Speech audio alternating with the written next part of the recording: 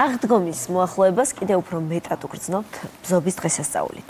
ბზა 30 მილიონი წლის წინ უკვე ხარობდა და სასტიკ კატაკლიზმებს გაუძლო, თუმცა კავკასიაში გავრცელებული კოლხური ბზა იმდენად დააზიანა მავნებელმა დღეს მცენარეს სპეციალიზებულ სანერგეებში ახარებენ და არაერთი ღონისძიება ტარდება მის შესანარჩუნებლად. ბზის დაზიანებასა და მოჭრაზე კი გამკაცრებულია სანქციები. თეო მჭედლიძე გვიერთდება და გაგვაცნობს, როგორ მოუაროთ ბზას და როგორ ამოვიცნოთ მისი ყველაზე დიდი მტერი ალურა. თეო, მოგესალმებით. თეო, დილამშვიდობის. მოგესალმებით, მეგობრებო, დილამშვიდობისა. არაჩვეულებრივი გარემოდან გიერთდებით მე ძალიან საინტერესო რჩევებით. მოგეხსენებათ, რომ აღდგომამდე ერთი კვირით ადრე მართლმადიდებლური სამყარო ბზობას აღნიშნავს, როგორც იესო ქრისტეს იერუსალიმში შესვლის დღეს, საქართველოში კი გვაქვს კოლხური ბზა, რომელიც კავკასიაში გავრცელებული ენდემური სახეობაა, თუმცა ბოლო წლების განმავლობაში წითელ ნუსხაშია შეტანილი, რაც იმას ნიშნავს, რომ ეს მცენარე და ეს სახეობა არის გადაშენების პირას მყოფი მცენარეების ჩამონათვალში. სწორედ ამიტომ სახელმწიფო ბოლო დაახლოებით 10 წლის განმავლობაში განსაკუთრებულ ყურადღებას უთმობს, ასე ვთქვათ, კოლხურ ბზას. სპეციალურ სანერგეებში ხდება მისი მოშენება და მოსახლეობას ყოველთვის ასეთი ლოზუნგით მივმართავთ ხოლმე, ნუ მოჭრი ბზას და აუცილებელია მისი დაცვაც. შესაბამისად, როდესაც რომელიმე სანერგედან ამ ბზის შეძენა მოხდება, უნდა ვიცოდეთ სწორად როგორ უნდა მოუაროთ მას.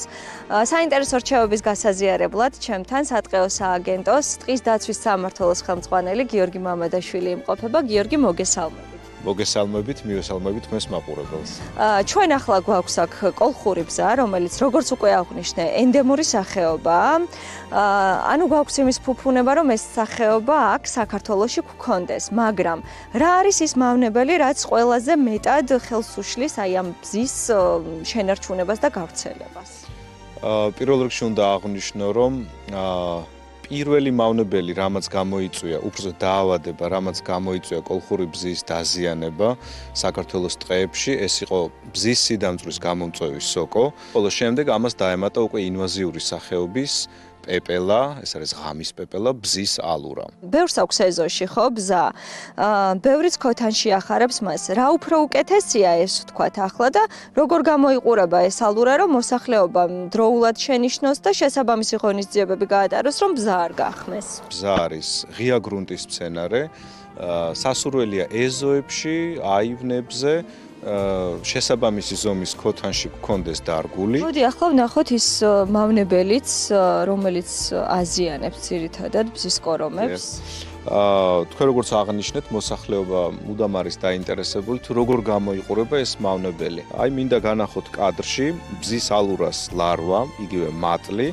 ეს არის მომწვანო დაზოლვის მქონე მატლი, რომელიც პირდაპირ აზიანებს ფოთლებს. კეთილი, ეს არის ასევე პეპლები, ხო, რომელიც ბზას აზიანებს. როგორც თბილისში, ასევე რეგიონებში ღამით შენობის გარეთ რომ გვაქვს განათებები, ეს თუ დავინახეთ, უკვე დარწმუნებით შეგვიძლია ვთქვათ, რომ ჩვენს ირგვლივ თუ კი სადმე ბზა არის, ეს ძალიან მალე დადებს იქ კვერცხს და შემდეგ დააზიანებს უკვე ბზის ფოთლებს. კი ბატონო. იცით რა მაინტერესებს? ძალიან ბევრი ადამიანი, მათ შორის მეც ვთქვათ, ვყიდულობ ბზას სანერგეში, იმისთვის რომ მინდა რომ ეს მცენარე მე მუდმივად მქონდეს, ხო? აი რა ასაკის ნერგი არის უკეთესი რომ ვიყიდო, რადგან ანუ ცოტა ძლიერი ხომ უნდა იყოს და როგორ ხდება შემდეგ უკვე მისი გადარგვა ქოთანში? სასურველია სავარაუდოდ მინიმუმ 3 წლის იყოს ნერგი. ჩვენი ნერგი ახლა რამხელაა დაახლოებით? ეს ბევრად დიდი ხნოვანების არის, თვითონ ღეროს დიამეტრსაც რომ შეხედოთ, აქ გამერქნენებული ნაწილიც არის, შესაბამისად მინიმუმ 5-6 წლის ნერგი უნდა იყოს, იმიტომ რომ აი ფაქტობრივად აი ეს ზომა არის 1 წლის ნაზარდი, თუ შეიძლება ასე ითქვას. და თან რასთორე ნელმზარდი არის შედარებით სხვა სახეობის ხეებთან მიმართებით. ამ ნერგს, რომელიც ახლა ჩვენ გვაქვს, აქვს მიწა, ხო? თუმცა ტორფით იყიდება ხოლმე ძალიან ხშირად ნერგები. ანუ ეს უნდა შემოვაცალოთ და ისე გადავიტანოთ ქოთანში თუ როგორ ხდება ამ დროს ჩარგვა. ჩემი რეკომენდაცია იქნება, რომ ვეცადოთ ავარჩიოთ ისეთი ნერგები, რომელიც უკვე დარგული და დაფესვენებულია მიწაში, თუმცა ხშირად არის, რომ უცხოეთიდან შემოტანილი ესეთი ტრანსპორტირების გზით ისინი იყენებენ ტორფს. ან შესაძლოა ქოქოსის სუბსტრატშიც იყოს ჩარგული. ეგეთ შემთხვევაში ჯობია რაც შეიძლება მეტი ოდენობის ტორფი ან ქოქოსის სუბსტრატი შემოვაცალოთ, შევაჭრათ ზედმეტი ფესვები და შემდეგ გადავდგათ ასე ვთქვათ ქართულ მიწაში. ახლა უკვე მოდი გადავიდეთ საქმეზე, როგორ უნდა გადავიტანოთ ქოთანში ბზის ნერგები, რა არის ვთქვათ ის ნივთები და ატრიბუტიკა, რაც აუცილებლად დაგვჭირდება. პირველ რიგში მიზანშეწონილია რომ გქონდეს ხელთათმანები, რათა არ მოხდეს თუ რაიმე მექანიკური ნარჩენია ნიადაგში და ამ შემდეგ რო არ დაგვაზიანოს. სასურველია რომ აი მიწის კომას რომ შეხედავთ და თვითონ მცენარის ზომასაც, აი ესეთი ზომის ქოთანი შეირჩეს, სადაც მცენარე მოახერხებს დამატებითი, ასე ვთქვათ, ადგილობრივი ფესვების გამოზრდას და ქოთნის სრულ დაკავებას. და აქ პირველ რიგში უნდა ჩაიყაროს მაგალითად განსაზღვრული რაოდენობის, აი მესამედი ნაწილი რომ შეივსოს ნიადაგით.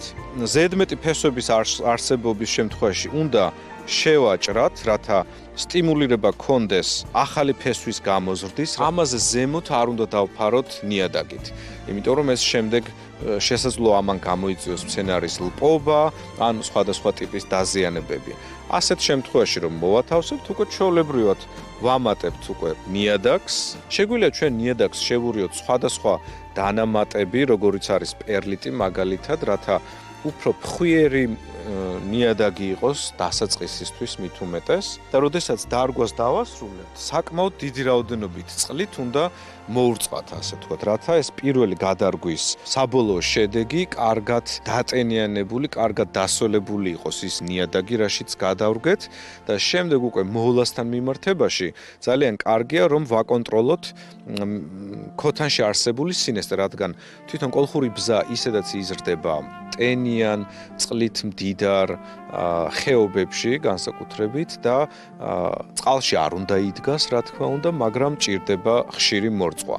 თბილისის პირობებში მაგალითად ჩვენ ვურჩევთ ხოლმე რომ კვირაში ორჯერ მოირწყას. თქვენი სააგენტოს და ზოგადად სამინისტროს ლოზუნგიც არის ნუ მოჭრი ბზას დაიცავი, ხო?